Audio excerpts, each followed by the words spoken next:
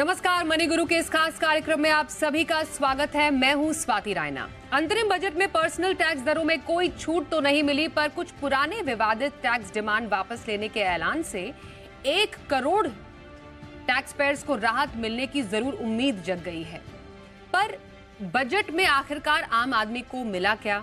Budget के बाद मुनाफे की बात आप कैसे कर सकते हैं? इस पर रहने वाली है आज हमारी खास चर्चा। और बजट के बाद भी साल में कई ऐसे बड़े इवेंट्स आने वाले हैं जिसमें आपके लिए मिल सकते हैं कमाई के मौके।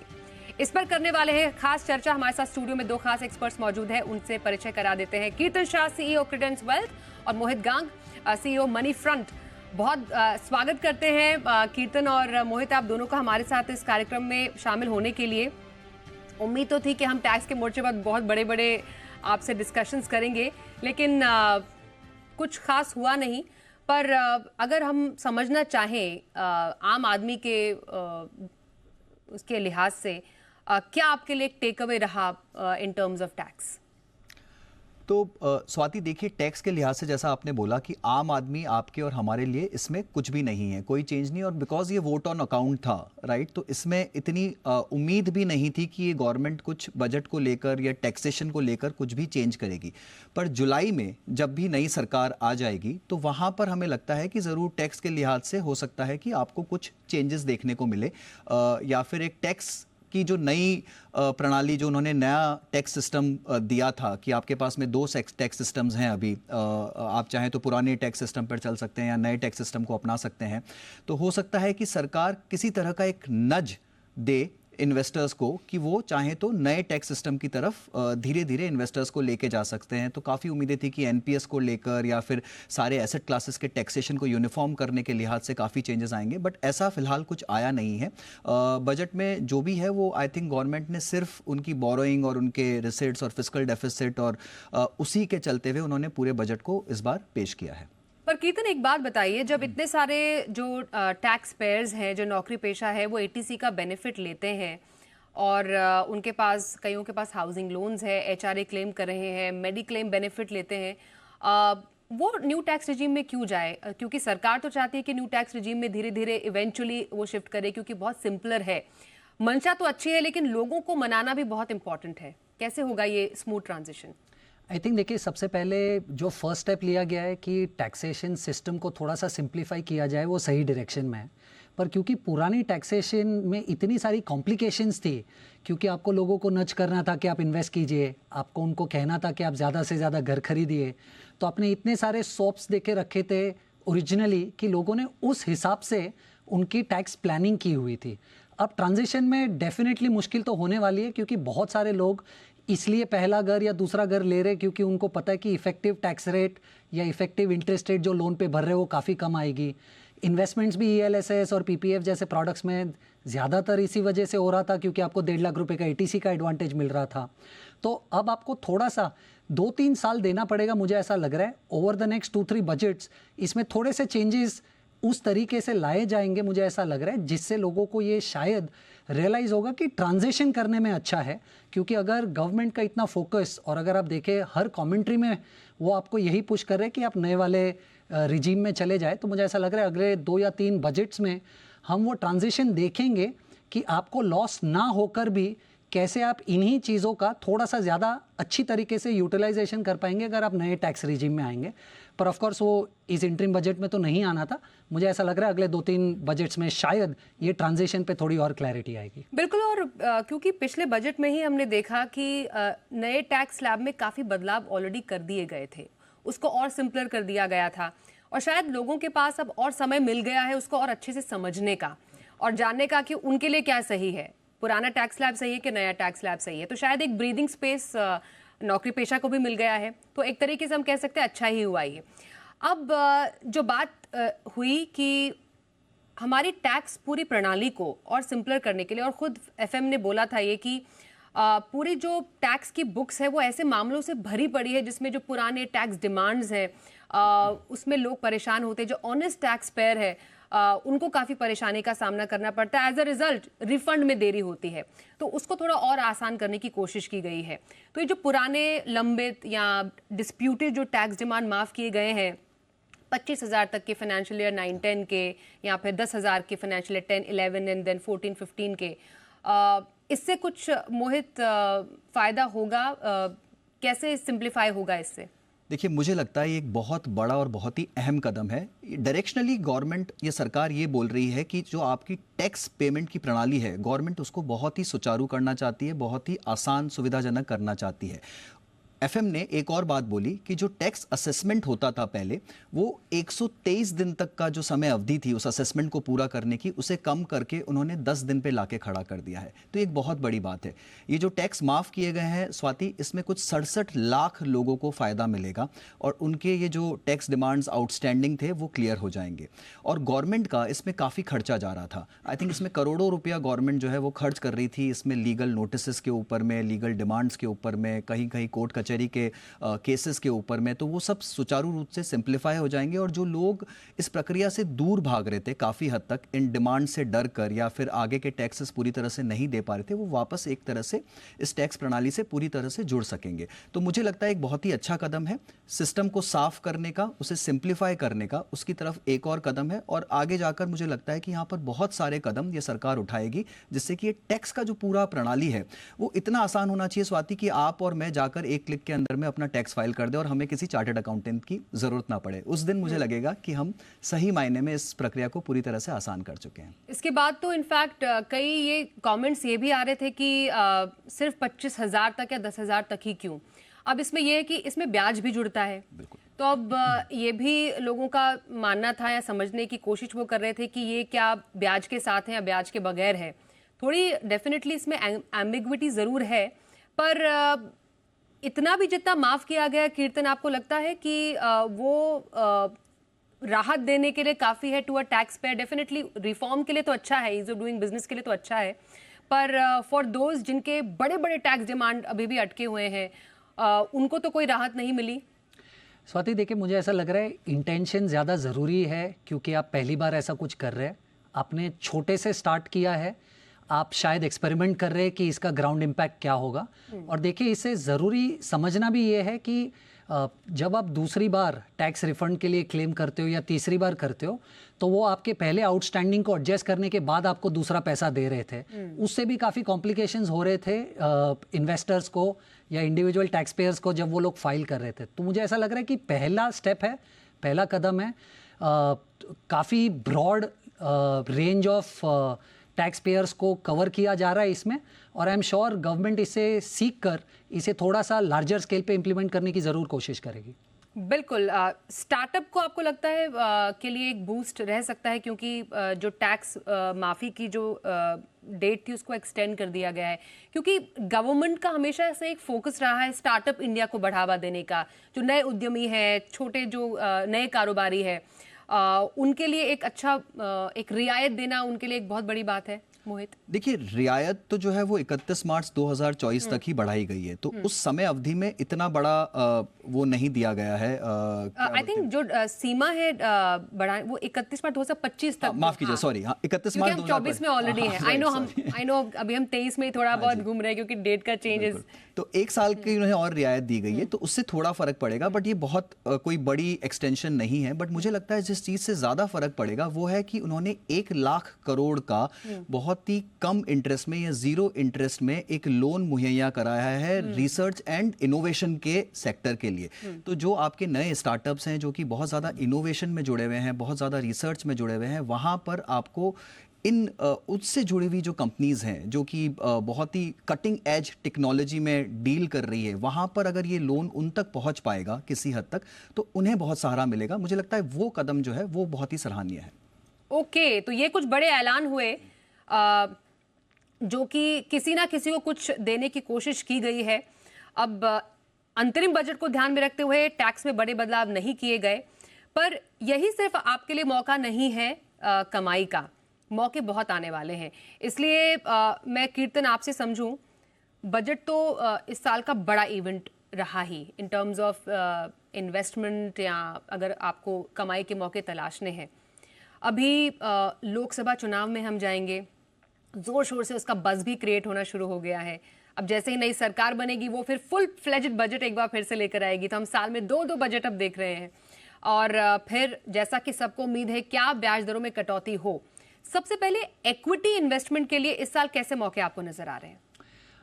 स्वाति देखिए, अगर आप पिछले 25 सालों का डेटा थोड़ा सा एनालाइज करें 1999 से लेकर 2019 तक, तो एक बड़ा कॉमन सा पैटर्न है। आप देखेंगे 5th ईयर इलेक्शन ईयर वाले बजट में ईयर में कि इलेक्शन के एक साल पहले एवरेज रिटर्न इक्विटी मार्केट्स का तकरीबन 29% तक रहा है और इलेक्शन के बाद का एक साल का रिटर्न 12% तक रहा है। यानी एवरेज रिटर्न पिछले 20 से 25 सालों में हर 5th ईयर इलेक्शन वाले साल में पॉजिटिव ही रहा है, आप अगर एक साल पहले पकड़े या एक साल बाद पकड़े। अब अगर इन डेटा को थोड़ा सा आप और ज़्यादा ग्रैन्युअली देखें तो आप देखेंगे 3 ही ऐसे इवेंट्स हैं जिनमें नेगेटिव रिटर्न्स थे। 1999 में इलेक्शन के बाद नेगेटिव रिटर्न था क्योंकि वहाँ पर पॉलिटिकल इंस्टेबिलिटी थी। अगर आप 2009 में देखें तो इलेक्शन के पहले वाले साल में नेगेटिव रिटर्न्स थे क्योंकि वहाँ पर लीमन ब्रदर का ओवरहैंग था, तो वो मैक्रो एक इम्पैक्ट था। और 2019 में इवेंट के बाद एक छोटा सा हल्का सा नेगेटिव था। तो अगर आप पिछले हिस्टोरिकल डेटा पॉइंट्स को देखें तो इसमें कोई दो राय नहीं है कि आप शायद एक अच्छे फुटिंग पे हो और इक्विटी मार्केट्स को उतना ज़्यादा शायद डरने की ज़रूरत नहीं है। अब अगर आप देखेंगे पॉलिटिकली भी आपकी एक्सपेक्टेशन ये है कि बहुत ही स्ट्रॉन्ग सरकार आएगी। मैक्रो ग्लोबली काफ़ी स्टेबलाइज हो रहा है, इंटरेस्ट रेट्स गिरने के संकेत है, इन्फ्लेशन स्टेबलाइज हो रहा है, कोर स्पेसिफिकली क्रूड की वजह से उतना ज़्यादा आउटब्लो नहीं हो रहा है। तो मुझे नहीं लगता कि ऐसा कोई भी मैक्रो स्टैंड पॉइंट या पॉलिटिकल स्टैंड पॉइंट है जिसकी वजह से शायद इक्विटी मार्केट्स को थोड़ा सा डरने की ज़रूरत है। ऑफ कोर्स मार्केट्स ऑलरेडी काफ़ी रन अप कर चुके हैं, तो आपको थोड़ा सा सिलेक्टिव रहना पड़ेगा कि आप किस तरीके से कौन से सेक्टर में कौन से मार्केट कैप पे पैसा लगा रहे हैं। बिल्कुल। और अगर हिस्टोरिकल डेटा पॉइंट्स को आप देखें तो पॉलिटिकल और मैक्रो स्टैंड पॉइंट पे मुझे नहीं लगता कि आपको कोई डरने की जरूरत है। मैं उसी पॉइंट पे आऊंगी कि अगर आपको अब इस साल कमाई के मौके तलाशने ही है तो कौन से सेगमेंट्स, कौन से सेक्टर में आपको कमाई के मौके तलाशने चाहिए। बस एक छोटा सा ब्रेक लेते हैं हम। तो बजट के बाद मुनाफे की बात अभी चल रही है। हमारे साथ कीर्तन शाह है और मोहित गांग से कर रहे हैं खास चर्चा। हम इक्विटी की बात हम कर रहे हैं कि इस साल इक्विटी में कहां पर मौके हैं। मोहित, कौन सी कैटेगरीज आपको लगता है जहां पर एक निवेशक है वो अपना पोर्टफोलियो सेट कर सकता है, क्योंकि हमने मिड कैप और स्मॉल कैप में एक अच्छा रनअप देखा 23 में, 24 में क्या? देखिए स्वाति, अगर सिर्फ बजट के लिहाज से मैं देखूं तो सबसे बड़ा नंबर जो इस बजट में उभर के आता है वो बहुत ही अच्छा नंबर है, 1,11,1111 करोड़, राइट। और ये नंबर है गवर्नमेंट के केपेक्स प्लान का, और इसमें कोई दो राह नहीं है, ये अनप्रेसिडेंटेड नंबर है। लास्ट ईयर 35% की वृद्धि हुई थी इस नंबर में, और इस साल 11% की वृद्धि है इसी नंबर में। तो यहाँ पर रोड्स, हाईवेज, एयरपोर्ट्स, पोर्ट्स, जो पूरा इंफ्रा सेक्टर है, जो पूरा कैपिटल गुड सेक्टर है, या फिर उनकी एंसिलरी इंडस्ट्रीज़ हो गई, एंसिलरी इंडस्ट्रीज़ जो इसमें पूरी सहायता करे, चाहे वो सीमेंट हो गया, चाहे वो पावर हो गया, चाहे वो स्टील हो गया, या किसी भी तरह की वो इंडस्ट्री जो इस ओवरऑल केपेक्स से जुड़ी हुई है, वो बहुत ही शानदार प्रदर्शन आगे भी करती रहेगी, जैसा कि पिछले साल हमने देखा है, क्योंकि गवर्नमेंट का बहुत पैसा जा रहा है यहाँ पर, सरकारी केपेक्स बहुत जा रहा है। तो इसको जहाँ जहाँ आप देखें, इसको खेलने के काफ़ी सारे तरीके हो सकते हैं। आप काफ़ी सारी कंपनियाँ खुद से चुन सकते हैं, सेक्टोरल फंड्स हैं आपके पास में जो कि इंफ्रा को खेलती हैं, तो वहाँ पर भी आप देख सकते हैं। और दूसरा 6,40,000 करोड़ का नंबर इसमें से जाएगा डिफेंस पर। अगेन ये एक ऐसा थीम है जो मेक इन इंडिया के चलते बहुत ज़्यादा काम कर रहा है, और यहाँ पर भी हमने देखा है कि कंपनियों में अच्छी खासी बढ़त देखने को मिली है। तो डिफेंस एक दूसरा सेक्टर हो गया जिसे आप खेल सकते हैं। और तीसरा मेरे लिहाज से जो सबसे बड़ा सेक्टर होगा वो होगा रिन्यूएबल्स का। जो गवर्नमेंट का फोकस है रिन्यूएबल एनर्जी पर, ग्रीन एनर्जी पर, यहाँ पर जो 1 करोड़ घरों पर सोलर पैनल लगाने की बात की गई है, तो ये जो सारी थीम्स हैं रिन्यूएबल एनर्जी की, या ईवी चार्जिंग बैटरीज को लेकर जो बात कर रही है सरकार, तो ये जो पूरा एक रिन्यूएबल थीम बनता है, ये बहुत ही अच्छा थीम है। और यहाँ पर बहुत सारी ऐसी कंपनीज भी हैं, बहुत सारे ऐसे स्पेसेस भी हैं जो कि अभी भी बहुत छोटे हैं और जहाँ पर बढ़ोतरी की अच्छी संभावना है। उसके बाद फिर बहुत सेक्टर्स आते हैं स्वाति उभर कर। टूरिज्म एक सेक्टर है जिसे गवर्नमेंट बहुत अच्छी तरह से बढ़ावा दे रही है। माइक्रो फाइनेंस एक ऐसा सेक्टर है जहाँ पर गवर्नमेंट की खास नज़र है। और दूसरे भी बहुत सारे छोटे मोटे मेक इन इंडिया के चलते PLI स्कीम का एक्सटेंशन किया गया है, तो वहाँ पर मैन्युफैक्चरिंग को बढ़ावा मिलेगा।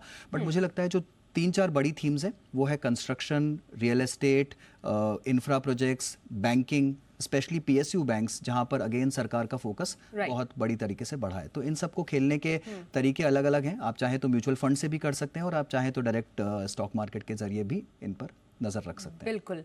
और डेट को हमें भूलना नहीं चाहिए कीर्तन, क्योंकि डेट के लिए भी फिक्स्ड इनकम के लिए भी ये साल काफ़ी इम्पोर्टेंट रहने वाला है।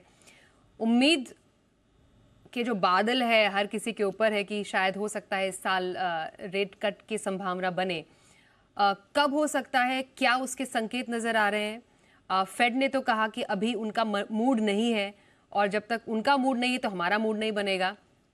तो क्या समझे इस पूरे सिनारियो से, और अभी फिक्स्ड इनकम में क्या करना चाहिए निवेशकों को?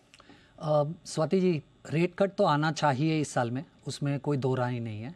पर इंडिया यूएस के पहले रेट कट नहीं कर सकता, क्योंकि करेंसी डिफरेंस में बहुत प्रॉब्लम्स हो सकती है। तो हमें वेट करना पड़ेगा यूएस कब रेट कट करेगा, उसी के बाद हम इन जनरल रेट कट कर पाएंगे। आज की स्थिति को देखकर ये लग रहा है कि शायद मार्च में तो रेट कट नहीं होगा, पर जून वाले क्वार्टर में रेट कट यूएस से आ सकता है। और जैसे ही यूएस रेट कट करता है, वो प्रॉबली इंडिया में पर्कुलेट होगा और इंडिया रेट कट करेगा। देखिए, हर चीज़ रेट कट की तरफ इशारा कर रही है। आपका कोर इन्फ्लेशन स्टेबल है, ओवरऑल डब्ल्यूपीआई स्टेबल है, आप क्रूड देखिए जो एक्सपेक्ट कर रहे थे नहीं बढ़ रहा है, डॉलर भी उतनी तेज़ी से ऊपर नहीं जा रहा है, और शायद अगर रेट कट होगा यूएस में तो डॉलर और गिरेगा। तो ऐसे कोई संकेत नहीं है जो आपको रेट कट की तरफ इशारा ना कर रहे हो। आप बजट में भी देखिए, फिस्कल डेफिसिट एक्सपेक्टेड से नीचे आ गया। ये सब are positive towards a rate cut. पर यूएस जब तक नहीं करेगा, इंडिया में नहीं होगा। तो आप जून जुलाई एक ऐसा पीरियड है शायद जहां पर मुझे ऐसा लग रहा है कि रेट कट की एक्सपेक्टेशन रखना फेयर होगा। और क्योंकि आप अगर रेट कट एक्सपेक्ट कर रहे हो, तो जैसे इक्विटी मार्केट्स में होता है वैसे फिक्स्ड इनकम मार्केट में होता है कि रेट कट होने के बाद आप पोजीशन नहीं ले सकते, आपको रेट कट होने के पहले पोजीशन लेनी पड़ेगी। और इसलिए आज अगर आप फिक्स्ड इनकम में पैसा निवेश करना चाहते हैं तो 18 से 20 महीने के टाइम होराइजन से आइए। और अगर आप थोड़े से अग्रेसिव इन्वेस्टर है तो मीडियम ड्यूरेशन फंड्स और लॉन्ग ड्यूरेशन फंड्स में पैसा निवेश कीजिए, क्योंकि उसमें कैपिटल गेन्स आने की संभावना काफ़ी ज़्यादा है अगर रेट कट जो एक्सपेक्टेशन हम ले डाउन कर रहे हैं वो सच्ची में इम्प्लीमेंट होती है। तो 18-20 महीने के इन्वेस्टमेंट होराइजन से मीडियम ड्यूरेशन फंड्स और लॉन्ग ड्यूरेशन फंड्स में आज एज एन अग्रेसिव इन्वेस्टर आप पैसा निवेश कर सकते हैं। मोहित, एक बात मुझे समझनी थी, एक पोर्टफोलियो प्लेसमेंट के तौर पर अगर मैं डेट की तो कीर्तन ने बात की, हम क्योंकि एक्विटीज का आप जिक्र कर रहे थे, सेक्टोरल बेट आपने बोला, with in equity basket also हम अगर लार्ज कैप समझे, स्मॉल कैप, मिड कैप का जो एक प्लेसमेंट होना चाहिए अभी इस साल कैसा रहना चाहिए? क्योंकि लार्ज कैप में हमने देखा पिछले साल ज़्यादा आकर्षण था ही नहीं, स्मॉल कैप मिड कैप की तरफ ज़्यादा लोग आकर्षित हो रहे थे। तो 2024 का पोर्टफोलियो कीपिंग इन माइंड जितने भी हम इवेंट्स देखने वाले हैं, कैसा रहे प्लेसमेंट? स्वाति, देखिए, मेरी राय बड़ी क्लियर है इसके ऊपर। आपने पिछले साल मिड कैप में 43% की ग्रोथ देखी है, स्मॉल कैप में कुछ 48% की ग्रोथ देखी है। तो दोनों ही सेगमेंट ने अनप्रेसिडेंटेड रिटर्न देखे हैं। और जबकि निफ्टी का जो रिटर्न था लास्ट ईयर कैलेंडर ईयर में वो था 20%। राइट, मुझे लगता है यहाँ पर रिलेटिव वैल्यूएशन के लिहाज से लार्ज कैप्स में काफ़ी ज़्यादा वैल्यू है। जो ब्लू चिप नाम है, जैसे आप कोई भी बड़ा नाम उठा लीजिए, रिलायंस जो अभी 10 दिन से ही चलना शुरू हुआ है, या फिर जितने भी बड़े बैंक थे प्राइवेट सेक्टर के, या जो आईटी कंपनीज की बड़ी दिग्गज कंपनियां थी, लास्ट 2-3 साल से वहां पर कोई रिटर्न नहीं बना है। तो लार्ज कैप का जो जोन है वो बहुत ही सेफ है, बहुत ही सिक्योर है। अगर कल को मान लीजिए करेक्शन आता भी है वैल्यूएशंस के चलते, या फिर इतनी ज़्यादा रफ्तार देख ली है मार्केट ने कि अगर थोड़ा मार्केट में ठहराव भी आता है, तो मुझे लगता है जो लार्ज कैप्स है वो यहाँ से 1 साल के लिहाज से काफ़ी अच्छा रिटर्न देंगे। करेक्शन भी आता है तो बाउंस बैक भी वहाँ आपको पहले मिलेगा, और आपकी वोलेटिलिटी भी कम रहेगी ओवरऑल। तो अगर आपको अपने पोर्टफोलियो का प्लेसमेंट करना है तो जो सबसे ज़्यादा एलोकेशन है इस साल के लिहाज से वो मेरा तो लार्ज कैप में ही जाएगा। आपको कम से कम 50 से 60% या उससे भी ज़्यादा एलोकेशन अपने पोर्टफोलियो का लार्ज कैप में डाल के रखना चाहिए। तो मोस्ट इंपॉर्टेंटली एसेट एलोकेशन को समझना है, उसके साथ ज़्यादा छेड़छाड़ नहीं करनी है। और लंबे अवधि के एसेट एलोकेशन को तो बिल्कुल आपको छेड़ने की ज़रूरत नहीं है, क्योंकि ये इवेंट्स हैं, इवेंट्स आते जाते रहते हैं, मार्केट सिक्लिकल है, आपको अपने गोल की तरफ बने रहना है। चर्चा करने के लिए मोहित, कीर्तन, आप दोनों का बहुत धन्यवाद हम करते हैं हमारे साथ आज के इस खास कार्यक्रम में शामिल होने के लिए। इसी के साथ मनी गुरु के आज के इस खास कार्यक्रम में बस इतना ही।